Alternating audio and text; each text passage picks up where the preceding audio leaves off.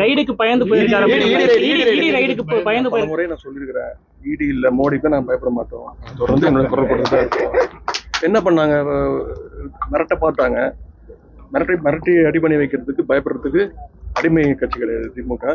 மோடிக்கும் ஈடிக்கும் பயப்பட மாட்டேன் என கூறிய துணை முதல்வர் உதயநிதிக்கு பாஜகவினர் பதிலடி கொடுத்துள்ளனர். தமிழக முதல்வர் நிதி ஆயோக் கூட்டத்துக்கு போயிருக்காரு, பாக்குறீங்க, எதிர்கட்சிகள் விமர்சனம் பண்றாங்க. எடப்பாடி பழனிசாமி விமர்சனம் பண்ணியிருக்காரு. முதலமைச்சர் தன்னுடைய இந்த மாநிலத்துடைய நிதி உரிமையை கேட்கறதுக்காக நிதி ஆயோக் கூட்டத்துக்கு போயிருக்காரு. எதிர்கட்சி தலைவர் அவங்க அரசியல் பண்ணதை தொடர்ச்சியா 3 ஆண்டு காலம் போகல, இந்த ஆண்டு மட்டும் போயிருக்காங்க, அமலாக்கத்துறைக்காக தான் போயிருக்காங்க அப்படின்னு சொல்லி பயந்து போன மாதிரி சொல்றாங்க. ரைடுக்கு பயந்து போயிருக்காரு. முறை நான் சொல்லியிருக்கிறேன், ஈடி இல்ல மோடிக்கு நான் பயப்பட மாட்டோம், தொடர்ந்து என்னோட குரல் கொடுத்துதான் இருக்கோம். என்ன பண்ணாங்க, மிரட்ட பார்த்தாங்க, மிரட்டி அடி பண்ணி வைக்கிறதுக்கு பயப்படுறதுக்கு அடிமை கட்சி கிடையாது திமுக. எங்களுடைய கலைஞர் உருவாக்கின கட்சி, எங்களுடைய சுயமரியாதை கட்சி, பெரியார் கொள்கைகள். தப்பு பண்றவங்க தான் பயப்பட தேவை, நாங்கள் யாருக்கும் அடி பண்ணிக்கணும் தேவையில்லை, பயப்படவும் அவசியமும் கிடையாது. எதா இருந்தாலும் சட்டப்பூர்வமா சந்திப்போம்.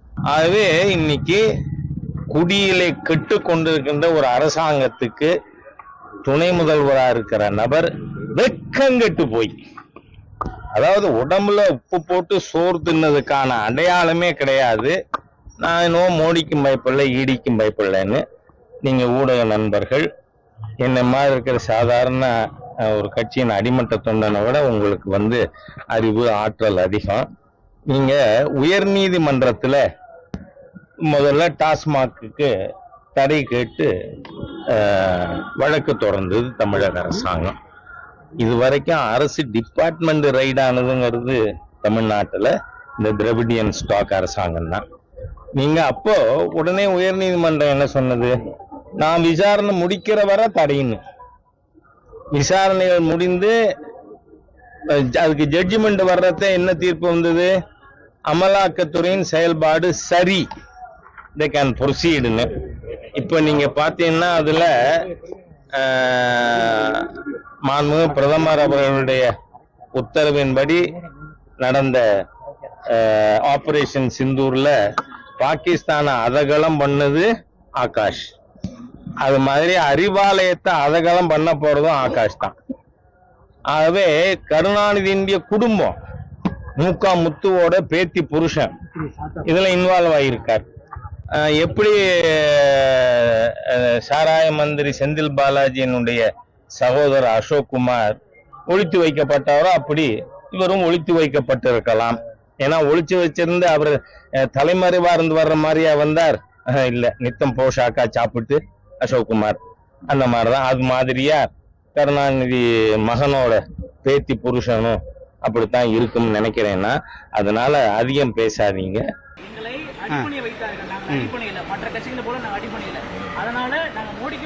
தம்பி, நாங்க யாரையும் அடிப்பணிக்க வைக்க வேண்டிய அவசியம் இல்லை, நாங்க யாரையும் மிரட்ட வேண்டிய அவசியம் இல்லை. பாரதிய ஜனதா கட்சி இந்தியா உலகத்திலேயே மிகப்பெரிய ஒரு கட்சி, உலகத்திலே அதிக உறுப்பினர்களை கொண்டிருக்கிற கட்சி பாரதிய ஜனதா கட்சி தான்.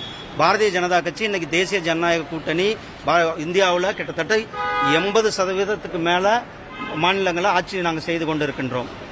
3வது முறையாக வரலாற்று சிறப்புமிக்க ஆட்சியை நடத்தி கொண்டிருக்கின்றார் நம்முடைய பிரதமர் திரு நரேந்திர மோடி. அதனால் நாங்கள் யாரையும் மிரட்ட வேண்டிய அவசியம் இல்லை, எந்த அவசியம் கிடையாது.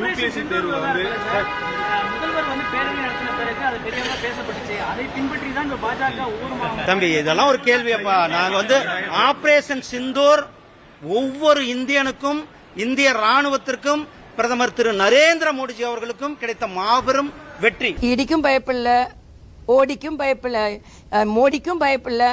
ஆனா டெல்லிக்கு ஓடி போவோம், எங்களை சார்ந்த கேடிகள் ஓடி போவார்கள். அதையும் யாரெல்லாம் ஓடி போனாங்க நமக்கு தெரியும். ஆக சும்மா அப்படி மேல் பூசி கொண்டிருக்கிறார்களே தவிர யாரெல்லாம் ஓடி போக வைத்திருக்கிறார்கள் என்று நமக்கு தெரியும். ஆக நான் ஈடிக்கு பயப்படல, மோடிக்கு பயப்படல, ஆனால் எல்லாரையும் ஓடி போக வைப்போம் என்பதை தமிழகம் பார்த்து கொண்டு தான் இருக்கிறது.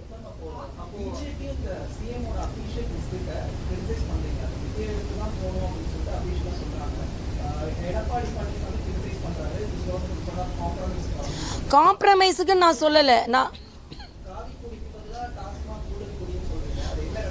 நான் என்ன சொல்றேன்னா, மத்திய அரசை எதிர்த்து கொண்டிருந்தோம். மத்திய அரசை எதிர்த்து கொண்டு நாங்கள் மத்திய அரசு காம்ப்ரமைஸ் பண்ணலன்னு சொல்லல. மத்திய அரசை இனிமேல் எதிர்க்க முடியாத, எதிர்க்க திராணி உங்களிடம் இருக்காது. ஏனென்றால் நீங்கள் ஊழல் செய்திருக்கிறீர்கள்.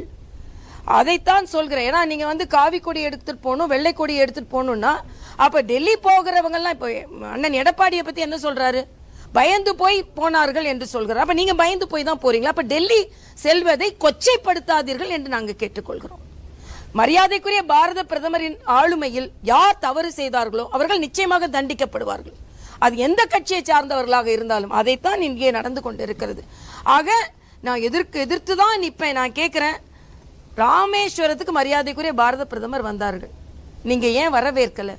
ஆனா அதே நேரத்தில் நீங்க டெல்லிக்கு போகும்போது பரந்த மனப்பான்மையோடு உங்களை வரவேற்று அவர் கருத்துக்களை பரிமாறுகிறார்கள் இல்லையா? இது ஏன் உங்களை அதை தடுத்தது?